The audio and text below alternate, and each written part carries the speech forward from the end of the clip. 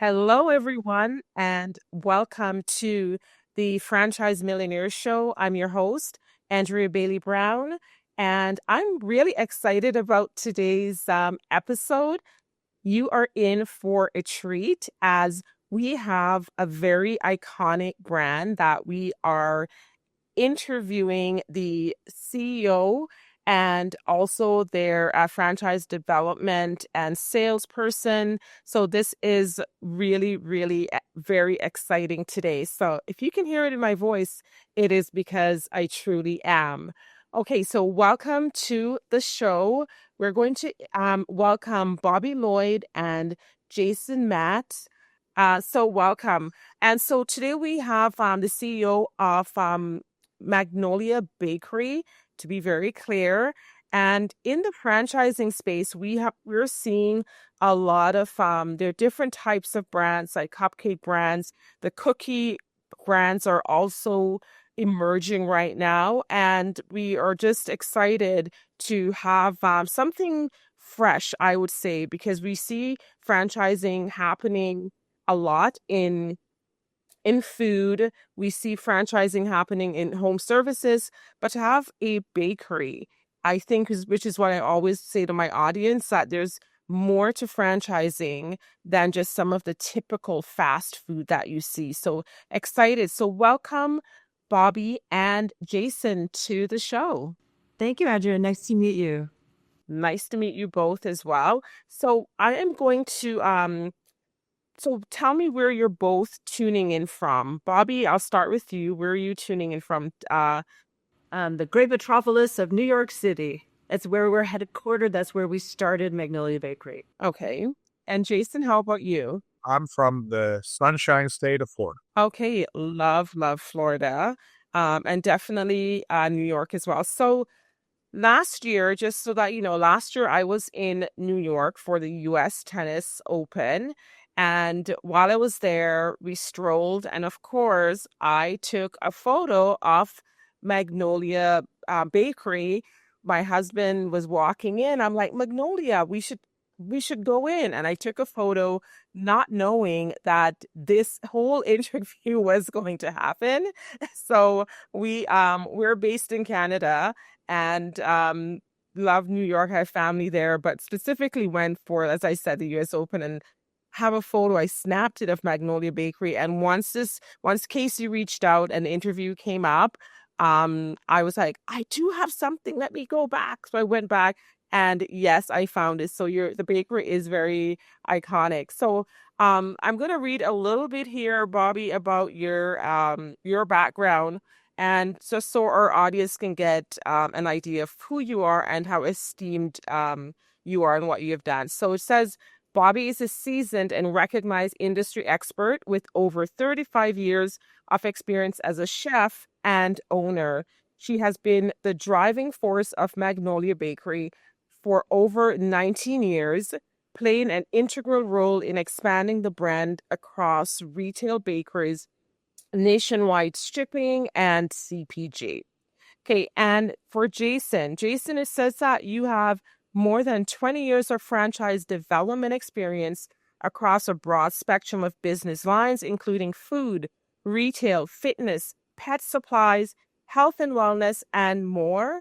And prior to joining Magnolia Bakery in February of 2025 to oversee the brand US franchise efforts, you were the head of franchising for the Franchise Group Inc., which is a multi-branded franchise platform whose portfolio include Pet Supplies Plus Vitamin Shop, Sylvan Learning Center, amongst many others. And I think that's very impressive because if you are in the franchising world, you know that brands like Sylvan Learning, the Vitamin Shop, they're very iconic and have been around for some period of time. So I'm going to start off with you, Bobby. So tell me about yourself and just maybe how you came into contact or working with or founding Magnolia Bakery. What was your inception into this world of baking? Oh, sure. I literally took my first cooking class when I was 8 years old at the local YWCA and really fell in love with the food world. Went to culinary school, opened a business in Boston in the 80s. But Magnolia Bakery came to me through my prior partner. I like to say that I'm founder 2.0 because Magnolia was created by somebody else, by two women, Elisa Torrey and Jennifer Appel, back in 1996. And it was literally a quiet corner in the West Village of New York City, cute little building, probably 100, 200 years old. And they sold cupcakes and they sold cakes and banana pudding and really baked things fresh from scratch the way your mom or your grandmother would have done. A lot of the recipes were really developed with that home style cooking. And it was really the perfect timing of what was happening in the culinary world. The 90s, early 90s especially, food was very fancy. Everything was like plated with little dots of sauce and towering high. And Magnolia brought back that essence of that neighborhood corner bakery world. My prior business partner bought the bakery from them in 2006, and I came on board as president of the company at the time. And then he and I grew the company to 10 locations domestically, as well as international franchising. And then in 2021, Magnolia was acquired, and I became the CEO at that time. And we expanded then into CPG. We've had direct-to-consumer since 2011, and now we are franchising domestically. Great. Awesome. What a great story. Can you, for the audience who may not know what CPG is, can you tell us what that actually means? Typically, CPG is consumer product goods, means products on grocery store shelves. So we have a cookie that's in CPG that is a shelf-stable cookie, but we also have a full line of wholesale products that we sell around the country, including our banana pudding, cupcakes, brownies, cheesecakes, other products into sort of non-traditional markets. Fantastic. All right. So that's very helpful to know. And one other question before I move on to Jason is, tell me, our audience may be listening. So you are Magnolia Bakery. Can you clarify? Because there's another Magnolia out there that's also well known, the Magnolia Network, because of the, Gaines family, etc. So yeah, tell me about there's another Magnolia out there, and that has to do with the Magnolia Network, the Gaines family, and all that they've done. Can you clarify so that we don't have any confusion here as to who you are and who you're not? Of course, the Magnolia Bakery, New York City, we started in 1996 and have grown as a national bakery brand. Magnolia Network, Chip and Joanna, who I know and I've met and I've been to the silos. They're wonderful. We have some things that crisscross each other. Joanna loves baking. She loves cooking. She has her own show. But we are not Magnolia, Waco, Texas. We are the original Magnolia Bakery, called the OG. The OG. Okay, I love the OG. All right, so you mentioned that you have 10 locations, that you're already international. So can you tell me what now has led to this surge again, that you're saying we now want to expand across the US? So Jason, this is where you come in. If you can kind of clarify, if the original 10 locations, are those already franchised? And then are you starting a whole new surge of franchises? So explain that to me, please. Yeah, so our existing domestic locations are all corporately owned, operated, managed. But how we're going to grow and expand our points of distribution here in the U.S. moving forward will be primarily through franchise. Okay, primarily through franchising. So tell me something, Jason. Why is now the right time for Magnolia Bakery to start franchising across the U.S. since being here in 1996? A lot of people may be wondering that as well. I want to actually answer that to start, and then I'll pass it to Jason. Okay. So, as I said, we've been here since 1996. We've opened 10 company-owned stores in the U.S., and we have 37 locations internationally. Why now franchising in the U.S.? We've been expanding our brand, as I mentioned, through CPG and wholesale over the last 5 years, as well as our e-commerce. So we know where our customer interest is. We know because we ship directly to their homes from New York City, frozen cupcakes, banana pudding, all kinds of products. And so what we found is that there was a lot of demand across the country that people really wanted. And so we said, you know what, the best way to grow this brand and to bring it to your neighborhood, to bring it to where you are, would be to franchise. So now I take that off to Jason, because to franchise, you need to bring in the pros. And Jason is a pro. Yeah, I mean, I think, what's interesting about Magnolia Bakery is people think it's bigger than it is. Its brand equity and its brand awareness far exceeds its current points of distribution. But the one thing, obviously we have, very iconic menu items with our world famous banana pudding. One of the things that kind of differentiates us, I think, from everybody else, it's the experience, is that customer journey once they walk through our doors. And so we believe that the best way to continue and holding that high standard rather than doing it corporately from New York City is to do it with local franchisees that have equity, that have roots within those communities. Because again, when you think about a bakery, we're celebrating people's milestones, special moments in their lives, graduations, anniversaries, birthdays, celebrating, your child's achievements, whatever it may be. And I just really think that, when you take a great product, you combine that and complement with a great experience, and then you also couple that and add to that a local owner with boots on the ground that has those relationships. That's the best way to kind of maintain the standards that exist in Magnolia Bakery here in New York City, Chicago, and LA into folks' neighborhoods across the U.S. Got it. That was awesome. I also think something that people need to be aware of is that having 10 locations in advance is really powerful.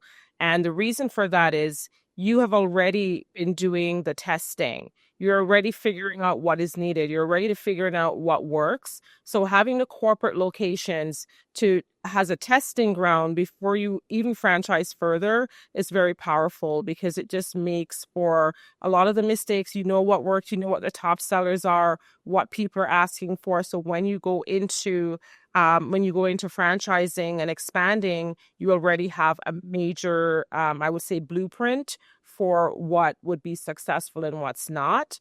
Can we talk a little bit about the international locations that you already have? Were those locations franchised? And the question is, why international first over franchising in the US? Because you're such as you mentioned, an iconic brand that has been featured on shows like Sex and the City. You've been on Conan O'Brien, and even The Devil Wears Prada, all of that. So why not stay in the US and grow that brand? Because that's something I think people looking into investing in this franchise would want to know.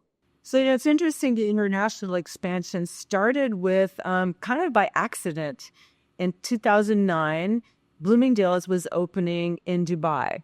And they, being an iconic New York City American brand as a big store, they were creating an environment that this was kind of this walkway of iconic New York brands. And they asked Magnolia Bakery to be part of that. And we opened up with them when they opened on February 1st, 2010. I was there, to enormous fanfare. When they dropped the big curtain to, announce Bloomingdale's, a group of women screamed, "Oh my God, it's Magnolia Bakery."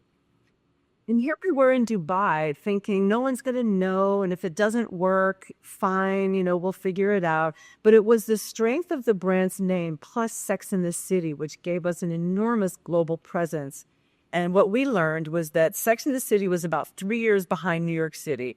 So the episodes were launching 3 and 4 years later. And so it was current for them, even though for us, it had launched in 2001 in the US. And so the brand continued to be relevant. Well, Dubai is the gateway to the rest of the world. It's where Southeast Asia flies through Dubai to go to Europe, or to go to the Russians would come into Dubai.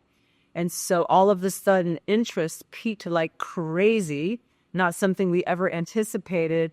And my partner, Steve, and I looked at each other and said, I guess we need to start selling franchises. So let's put this program together. So that's why international first. And it was all opportunity.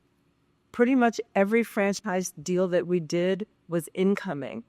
It wasn't something that we were really pushing to go out and take over the world at the time. It was more of who's the right franchisee? Is this the opportunity that we want to look at in this country? And that's how we've grown. And then COVID kind of stopped everything for a while. And so now we're reinvigorating the international division as well. And then, of course, domestic franchising is where big opportunity lies. Absolutely. Wow, that's a great story. The whole Bloomingdale's and the women screaming. I didn't know that myself. So I think I would say that is a really great story and a great way for you to get into it. And so then from Dubai, then you're in India and a few other places as well. India, the Philippines, Turkey, Dubai, Abu Dhabi, Qatar, Jordan, Kuwait. So one country that's missing from that, which is one of the places I reside right now, is Canada. What is the plan for? Is there any plans for Canadian expansion? And, can you talk to me about that as well? There sure is. We hope to be in Canada with a store open within a year.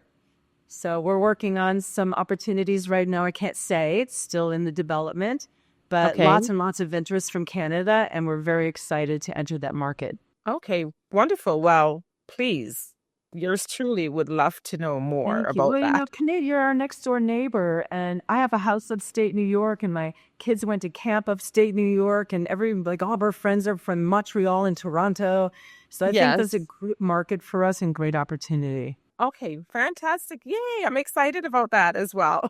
Okay, so let's get into some more of now. I want to sort of talk a little bit more about the actual the franchising side of things because it's the Franchise Millionaire Show. And I created this show because I saw so many people online talking about six figures and all of that. But what I've known as a franchise owner myself is that there's so many people, once they get into the space, the ability to build seven-figure businesses happens a lot faster than people starting businesses on their own. So I just saw it over and over as a franchise owner with Jiffy Lube for the past 16 years. I fully understand this world and this market. And so I've just thought we just need to really show people the potential that franchising have and the support that you get and all of that. So now that you're ready to go and to start franchising, do you have an ideal franchisee or franchise owner in mind? And of course, the biggest question is, do we have to know how to bake and put everything together, or we don't have a chance with this franchise? So maybe Jason, that's where you can kind of let me know who you're looking for this brand. Great question. First, no, you don't need to be able to bake. You don't even need prior, food and beverage experience. Obviously, that would be helpful. It's not required. What we're really looking for is a franchisee that basically, can check what we call the 4 C's, which is, capital. Does that franchisee have the financial capacity and bandwidth to support multiple bakeries over a 36-month period? We're not looking for a franchisee just to open up one shop, in a new market. We're really looking for them to at least, at minimum, develop 3 bakeries over that 36-month development period. The second one would be commitment. I know this is a franchise show, so I think your audience will appreciate this. There's been a lot of talk about like absentee and semi-absentee ownership, where you can basically manage a business from afar, and you can just kind of. All right. So can you tell me exactly what it is that you are looking for in a franchisee, and if the franchisee would need to know how to bake and how to do all of those, or they won't have access to this great opportunity? Great question. It's one that I'm often asked by prospective franchisees. First and foremost, no, you don't need to know how to bake. Second off, while prior F&B, food and beverage experience is helpful, it's certainly not required. What we really look for as a franchisee that can check what we call the 4 C's. The first C being capital. Does that franchisee have the financial capacity and bandwidth to support the development of at least 3 Magnolia Bakery locations over a 36-month time period? We're not looking for a franchisee to come in and open up one store in your market. We believe that in order to fully optimize that market, that, 3 bakeries at minimum will be required. So we're looking for candidates that, possess that financial capacity. The second C would be commitment. And what I was referring to, there's been a lot of buzzwords, about franchising, about absentee and semi-absentee ownership. I believe that's a little bit of hogwash. I think any business, franchise or otherwise, to be successful, it requires active involvement from the franchisee, him or herself, in the operations of the business, especially initially for that first location. So what we're really looking for is that franchisee that can come in from day one, have the business else. Doesn't mean they're going to be the one, making the batter or icing the cakes, cupcakes. It just simply means they're going to be an owner operator involved in the business themselves. The third C would be uh, what I call capacity, meaning, what have you done before that you can leverage this business successfully, operate the business? Have you ever owned and operated a business, franchise or otherwise? Have you ever operated multiple locations at the same time? I think that's all very, very important. And that's a great skill for us to be able to leverage. And then I think the fourth C, which I can't take credit for, this was something that I kind of stole from Bobby, which is community. You asked me a question before, about, what makes Magnolia Bakery different. Why do we start franchising versus continue to expand our points of distribution corporately? And it requires a franchisee to be involved, not just in the business themselves, but in the community. Because as I said before, Magnolia Bakery is all about the experience. It's about developing those bonds and those connections with folks in these local neighborhoods. And so we want people that, that kind of want to be like the mayor of their town, if you will, and be involved, in those communities that they reside in. Okay, fantastic. I love how you've outlined the 4 C's, and I think that's really clear so that prospective franchisees can know, like, they can go through that checklist in terms of capital, capacity. So, Jason, then in terms of expansions, you're looking at people who can have at least a minimum of 3 locations. So, would they then what sort of net worth would that person need to have? Have you calculated that overall in terms of what their net worth would need to be able to get into this franchise? Basically, it's $1 million of net worth per bakery to be developed. So if you're looking at 3 locations, we can looking for a minimum net worth of $3 million. That net worth requirement is with the assumption that most people are going to look to leverage, bank funding, to finance their, their first bakery or their second or the third. And so typically what banks require is they want to see a net worth equal to, the amount to be financed. So if you're, our initial investment ranges anywhere, I'm using round numbers, between 600,000 and 1.2. That's inclusive of every, expense that somebody incurs from the time that they sign their franchise agreement until their bakery opens for business. So if you're financing that, and let's just use a round number of $1 million, that's what a bank wants to see that could be leveraged relative to that, to that loan. Okay, got it. So 600 to 1.2 million would be the cost of an average location, is what The cost you're. to build an average location, which includes, again, everything from franchise fee to the build out, construction, equipment, delivery vehicle, the training, expense, but also includes 3 months of working capital. So it really is an all in, from what we call from signing to opening. Okay, got it. Okay, so Bobby, I'm curious about the products because you're on the product side as to what are we of course you're known your banana pudding is is your one of your signature items and all of that.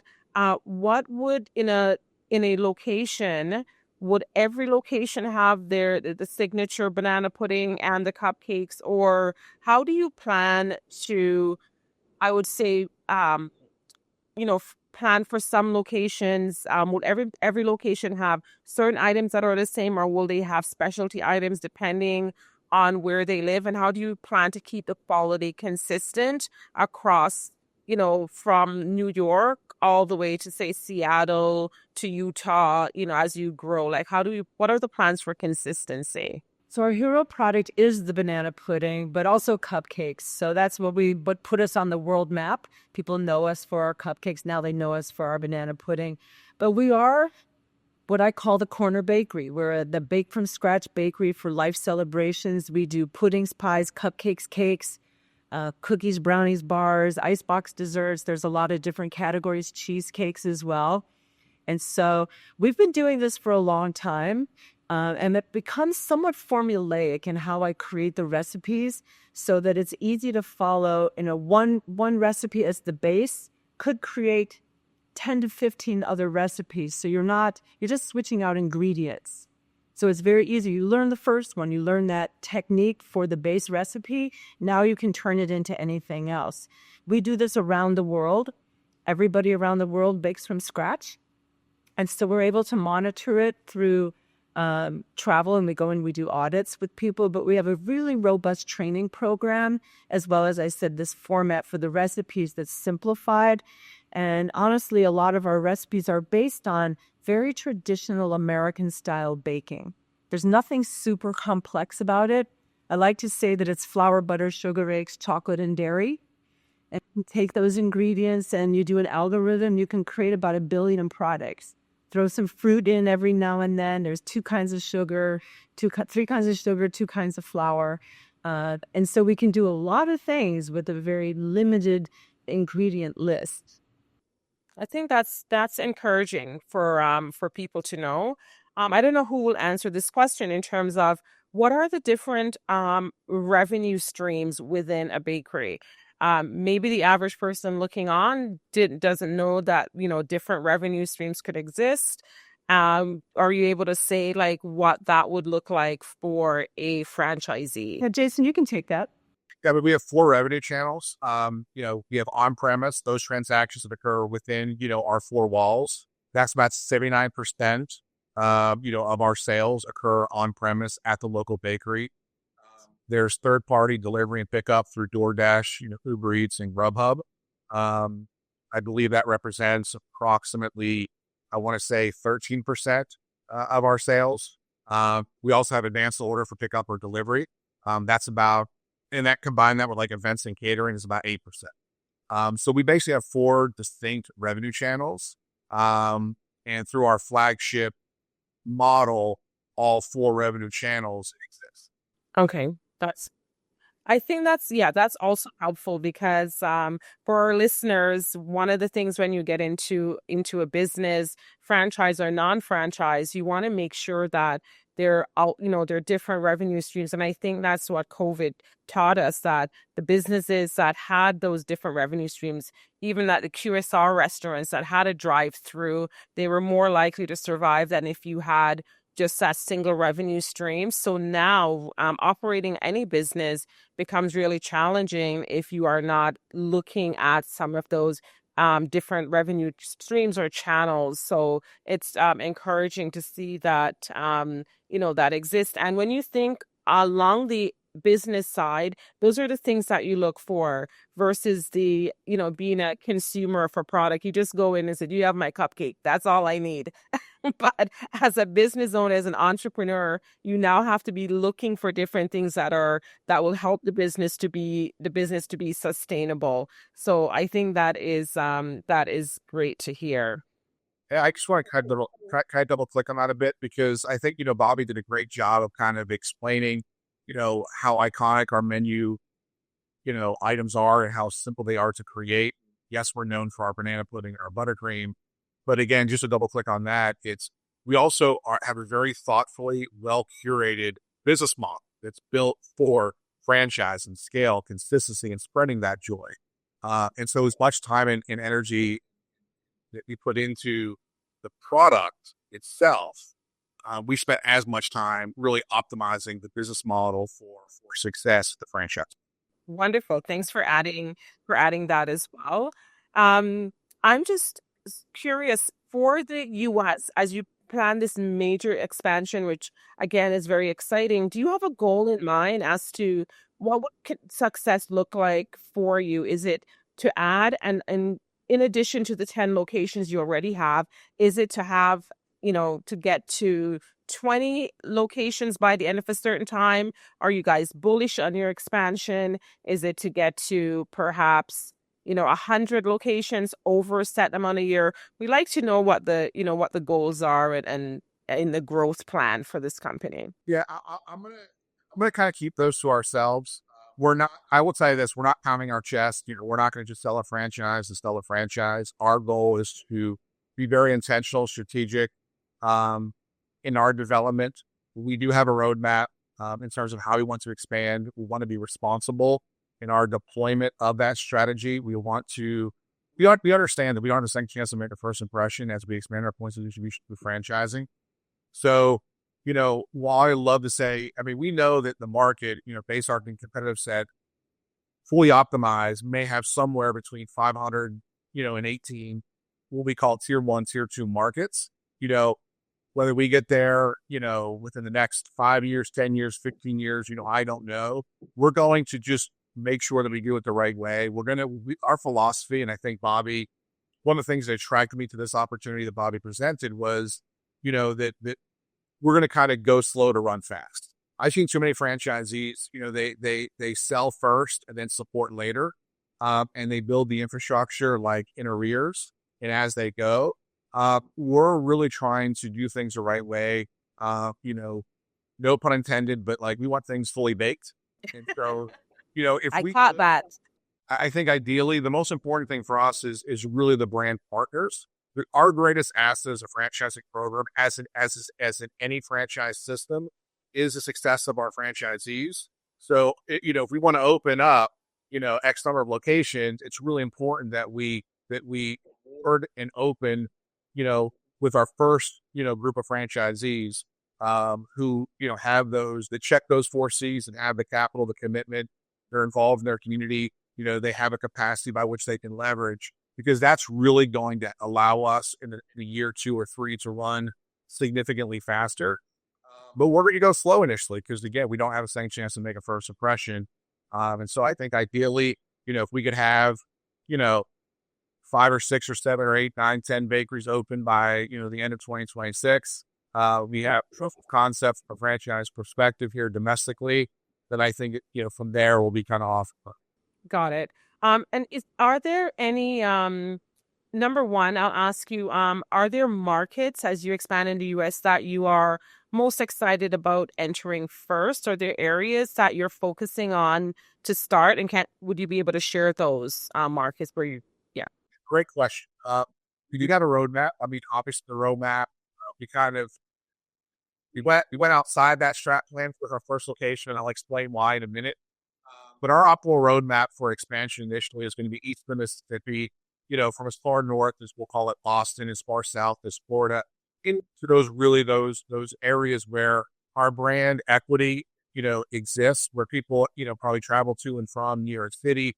They've been to a Magnolia bakery, something of areas again like Boston, Philadelphia, Washington, D.C., Charlotte, North Carolina, Atlanta, Georgia, Nashville, Tennessee, Chicago, Illinois, because you have a location open and operating in the loop, as well as in Florida, where there's a significant transient population, southeast portion of Florida, that has retired, to Florida from, that New York City metro area. I say all that because that was the plan that I presented to Bobby and to the board. And then I went ahead and our first franchise agreement was awarded in Salt Lake City, Utah, which is far outside of that, optimal roadmap. But when I did my plan, I presented it to Bobby and the board. The one thing I said at the end of it is the brand partner is more important and greater than the geography itself. So we absolutely found a fantastic, franchisee who Bobby actually met on vacation in Ireland last summer. They previously had owned a business, in Salt Lake City, nothing to do with food and beverage. They were huge Magnolia Bakery fans, and they really wanted to bring Magnolia Bakery to Salt Lake City. And then when you look at Salt Lake City, in juxtaposition to these other markets that I just mentioned, Salt Lake City has an unsatiable sweet tooth. When you look at the number of dessert or snack, franchises that exist in Salt Lake City, it's actually double per capita than anywhere else in the United States. So when you combine, somebody that is going to be a great brand ambassador that has the financial capacity to support multiple locations, they actually are going to be building 5 bakeries over a 3-year period. So we can really accelerate our development there. Combine that with a great market with folks that are very involved in their community. It was kind of like a no-brainer. And it's funny. I told Bobby, this is really the ideal franchisee. And that's kind of going to be our North Star in terms of those qualifications moving forward. We really want people that are passionate, that, that really, that want to be pioneers. Being first to market's great, but being one of the first dozen or so franchisees is not for everybody. And I think that, we found our great first partner, and we're looking forward to adding, a handful more here by this time next year. But okay, that's amazing. Way to go. I love it. Salt Lake City, Utah. Yay. And Bobby, your travels pay off. That's why we've got to get out, meet people, and we definitely need fans of our products. Like people already know the brand who has that trust in it, and they're I think that makes a big difference. So, Bobby, this question is for you. You have a company culture. The brand is known, it's iconic. And how do you plan to preserve the iconicness of the brand as it continues to grow and expand through, franchising where owners will be independent? Is there a plan in place to preserve some of those, the company culture and, some of that brand consistency? In terms of, we talked about communities. So how do you plan to keep that going now that it won't just be protected in where you are anymore? And I think first thing I always like to lead with is that I'm a girl from the Midwest, and Midwesterners are just nice. We just are. We lead with kindness and humanity. We're all humans first. We do this everywhere we are in the world. Treat each other with kindness. Treat each other the way you want to be treated. And then we have our Sweets Values mission, which is to make today sweeter than yesterday for all the days to come. And SWEET, S for sincere service. SW is for wholehearted. The first E is for enterprising. So we're creative. We think outside the box. We're always trying to come up with new ideas. The second one is exceptional. And we're not trying to seek perfection, but we want to do the best job we can possibly do. And the last one is together. We don't do it together, we're not going to get anywhere. And so that is the mantra of our company. And we work really hard together with each other, for our customers, for our staff, for our community. And community is a big one for me because community is your family, your chosen family, your friends' family, your consumers who are family. And so it's really about taking care of each other. We sell a product that you don't have to have. You have to eat breakfast, lunch, and dinner. You don't have to have dessert. It's a choice. But a dessert brings so much joy to people. And so for us, it's about if we're bringing joy through food, we need to bring joy through the experience as well. So when you walk into one of our bakeries, we want to make sure that you're leaving with a smile on your face. And you may not have come in with that smile, but when you walk the door, you're going to have that smile. Awesome. I love your mission. And it does sound very sweet. I love the acronym, what it stands for. And I truly believe that with that mission, it will go through to the rest of the franchisees and to the rest of the other owners and location. And I think mission statement, as a team, we just worked on clarifying our vision and mission statement for our franchise agency. So I can actually relate to that. And it's nice to see that you actually have one as well. Are there any lessons that you've learned from international expansion that you're now going to take into this US expansion? Looking back, was there anything that you've seen that you guys said this worked really well? We need to do this, or maybe this is something we won't do and repeat again? One thing we do internationally that we will do domestically as well is giving a nod to the community that you're in. Now, internationally, it's usually through ingredients more so than it is a specific category of baked goods. So, if we're in France, we're not going to make croissants. That's what they do. We'll still make American style desserts. But where we are, each country, we do give a nod to the ingredients. And I was saying earlier how it's flour, butter, sugar, eggs, and chocolate and dairy. We can change one of our existing items by doing a different topping, by adding a different ingredient. Like in India, mangoes are really big. And so we do a lot of desserts with mango on them.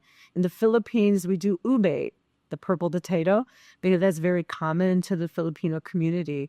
Yutsu, which is a different kind of a tart, but not as tart, lemon lime flavor, is really popular in Southeast Asia. But in the Middle East, it's more dates, pistachios, almonds, rosewater. And so we'll incorporate those ingredients into our product categories and giving a nod to that community that we're in, as well as holidays. As Jason mentioned, one of our 4Cs is about community. How do we support the communities that we're in by supporting the things that are in their communities? So it could be the local elementary school does a fundraiser for a bake sale. Support by donating product or donate a gift certificate through an auction. Doing things that help elevate your brand locally. Support a local soccer team with T-shirts, sponsored by Magnolia Bakery. So all of those things make you part of the community you're in, but it also helps to elevate our brand. That was well said. Awesome. Jason, for you, I'm wondering about locations. Where would Magnolia Bakery best be successful? Is it in a mall? Will it be where there's lots of foot traffic? And you guys have more than likely in New York, of course, there's lots of foot traffic there. Other places may not be as dense. For example, when I'm in Florida, there's certain places that you have to go where the foot traffic is there, but they're also because it's so spread out, there are a lot of malls around too. So where have you looked into in terms of location for where do you think the brand will be successful? That's a great question. I think, we provide a lot of elasticity. There's a lot of optionality, which I think franchisees really like about our business model. We have two different types of stores. You have a flagship, right? Or a flagship hub, which could be anywhere from 12 to 200 square feet. That could be at an inline end cap freestanding structure, either on Main Street or in a strip center in suburbia. We also have a no-bake store that once you have a flagship hub open and operating that has storage capacity to support that no-bake store, that no-bake store of 600 to 800 square feet, could operate in a very dense, urban area. We're looking at Salt Lake City now at different opportunities, and the great thing that I love is every time I present an opportunity to Bobby, she's like, we can make that work. And that's kind of like, I think the great thing about Magnolia Bakery is because we're in New York City and because there's so many unique shapes of stores in New York City, Bobby and her team have done a really good job of being able to value engineer different types of layouts and making sure that, that pretty much, I won't say anything or everything, but I think for the most part, if there's a really good opportunity, I think that we'll be able to engineer an opportunity for the franchisee to take advantage of that, whether that be in a flagship hub, or a no-bake store. Got it. So can you, this it sounds exciting, the no-bake stores. What is that? Is it just as it sounds like you'll have a location? And if I'm not baking, then what is happening? How do we plan to solve for the no-bake stores? Tell me more about that. Yeah. So Jason, let me start on that one because it doesn't mean there's no baking going on. It just means it's not happening right there. So it's baked in the other store and the hub, and it's brought over to the spoke. But there's theater. And that's an important part of this no-bake store. Means we're scooping pudding in front of you. We're whipping cream and putting it on top of cheesecakes. We're adding toppings and creating a little bit of theater. There could be cake layers brought over from the other location that are baked fresh, and maybe the cake icer is actually assembling it in front of you. So it still has the sense of the Magnolia Bakery Theater, which is a big part of our brand and our ethos. And then Jason, take it from the other side. And I'll just say this, and Bobby, keep me honest on this. I've been to, a no bake and a full bake location, and as a customer, I probably wouldn't know the difference, right? So I think that's also a very important point to click on. Is it from a customer? They're not really, they don't understand the difference. I think for us, we're trying to optimize a model so that it makes financial sense for our franchisee. Obviously operating at certain downtown locations are going to be much more expensive than operating in that end-line, in-cab, or freestanding structure in a suburban market. So it allows a franchisee, where it's more financially feasible to build that, 1,200, 2,000 square foot full-bake store that has a storage capacity to then bake the products that can be delivered to a smaller location that could be operating in a more expensive part of the market. All right. So now we've gone into a topic part that I actually really love. We talked about financial feasibility for the franchise owners. I know sometimes maybe franchise developers or so may not be able to speak on all the numbers, but from our trusty research, it has shown that you have a franchise fee for about $49,000 to start. You have royalties will be around 6%, etc. And the average unit revenue, which is something that prospective franchise owners really look at.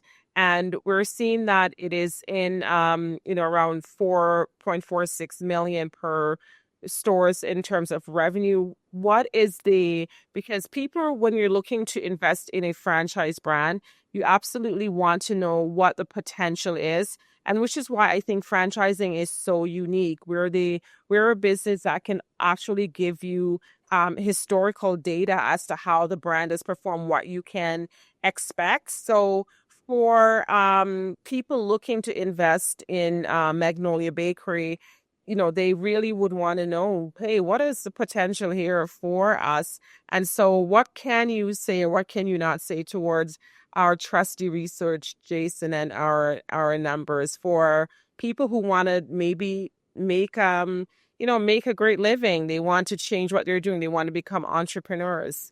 What can you say regarding that? 100% confirm that your three questions that are top of mind for any prospective franchise owner, regardless of the franchise that they're looking at, is, how much is the investment? How much historically, what's the financial performance of that location? And then, is my area of interest open, right? It's very easy to talk about, the first and the third question. But it gets a little sticky when it talks about the store because what you've done in the past is not indicative of what could actually be done in the future in a new market. The item 19, we debated, providing full transparency because, our New York stores and our LA and Chicago stores do very, very well from a top line perspective. We don't know what a new market would look like in a suburban market. We don't have any current locations open and operating in suburbia, but we do want to provide some visibility to what the historical financial performance is for our existing locations. So we provide in our item 19 it's a very comprehensive breakdown. It's everything from the average gross revenues for our 10, stores that were open and operating all of last year. And that's that $4.4 million that you referenced. We do talk about percentage of that revenue by sales channel. How much is on premise? How much is third party? How much is online ordering for pickup and catering? We break it down by product categories. Bobby mentioned our hero product, it's banana pudding, which represents 37% of our sales. Cakes represent 20% of our sales, and cupcakes represent 16% of our sales. So more than 70% of our sales are through those three product categories. And then we also, understanding top line, understanding, the breakdown by sales channel, and revenue category is helpful. But we took it a step further and we actually provided like a short form P&L for 8 locations, 8 flagship locations, because it is required that a franchisee's first location must be a flagship hub location. And so we had 8 of those locations currently open and operating as of the 2020 24 fiscal calendar year.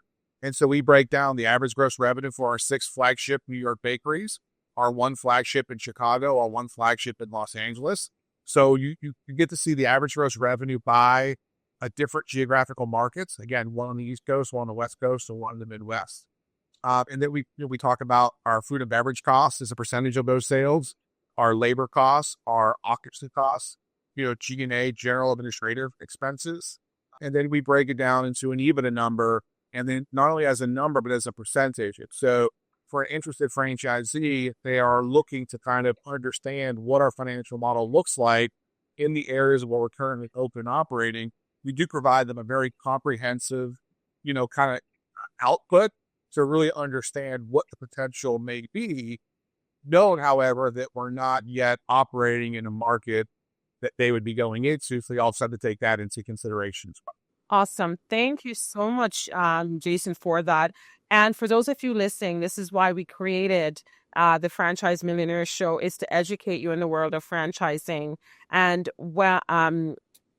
Jason have mentioned a few words such as in the disclosure document. So the FDD, which is the franchise disclosure document, legally is provided by companies, so you can have insight into what is possible, how the company is done. Of course, there's no guarantee. When I invested in my first franchise, there's no one saying this is exactly what you're going to make, but I was able to talk to other franchise owners as well to see how have you performed in your location. There's also, Jason also mentioned the term item 19. Again, the item 19 is where all the financials are broken down, so you can take a look at the startup cost. And he's gone even further than most to even give you a percentage of sales, which some companies don't really have that. So you can tell Jason really knows his stuff. And I listen to a lot of franchise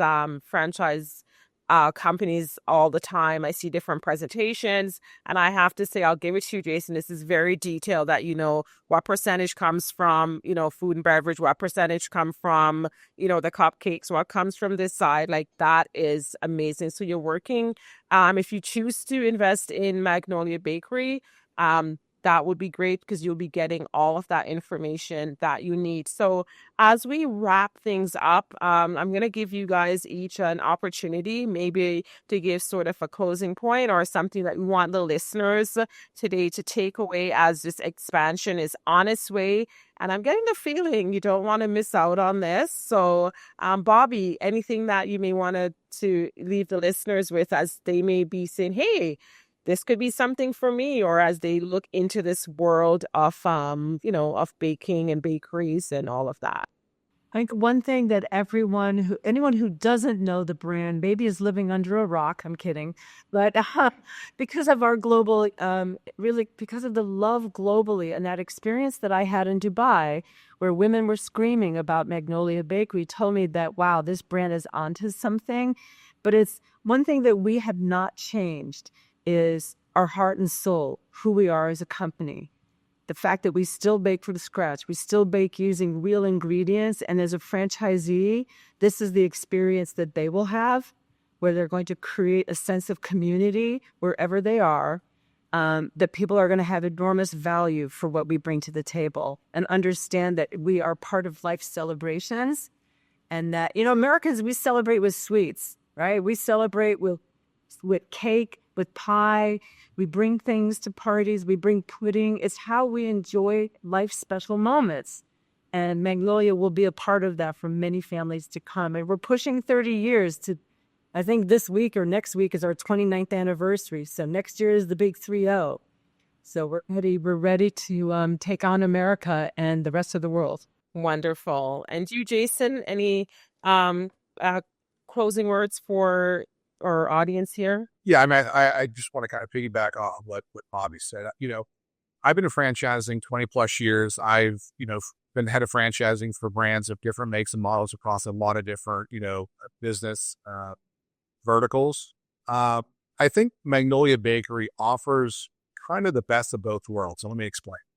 Most emerging franchise brands do not have any brand awareness or brand equity nationally. And so really the franchisor themselves are building their brand on the backs of their franchisees as they expand, their points of distribution. For mature brands that have that national brand equity, typically there's not a lot of white space. So there's not a lot of turf to develop. And so a franchisee is going into a B or C location because all the A or B plus locations have been taken already. I think what Magnolia Bakery offers a franchisee is twofold, is that they're offering basically an iconic brand that brand awareness equity far exceeds its distribution, where everybody across the U.S., for the most part, is familiar in some form or fashion with Magnolia Bakery and who we are and our amazing banana pudding. But at the same time, we have really full white space and full turf for a franchisee to develop in any particular area of interest. So I really think that combination is highly attractive. It's really a perfect storm that you really don't find. And I've mentioned this to Bobby. I mean, I'll tell you this to your audience, I believe so much in this brand that I am not just looking at this as a head of franchising, is how do I build this brand, in a responsible, intentional, sustainable way for others. Is right now, myself personally, as well as, my partnership group, are looking to bring Magnolia Bakery and become a franchisees ourselves. There you go. That's what we call putting your money where your mouth is. And so, with that, Jason is putting his money where his mouth is. And I'm so excited for you and for what's to come. I do agree with you. Again, I think Magnolia is in its own unique category. It's an emerging franchise brand that is very established. So it's not emerging because the brand name is so iconic. It's already well known, and most people would be surprised or would be excited to know that the prime locations and the top spaces are not all taken. And I agree with you, Jason, in terms of white space and what's still available. Like, how amazing to be a part of something that is so iconic. And I think we should also talk about what's possible for Canada, because I'm very excited about this brand too. So we can talk offline. Thank you, everyone, for today. This was an amazing episode. And thanks for listening to the Franchise Millionaire Show. If you have any comments for us, anything stood out, please leave a comment for us. Subscribe to our channel. And we're very exciting. As we told you, we're going to bring you all things great in franchising. Have a great day, everyone. Bye-bye.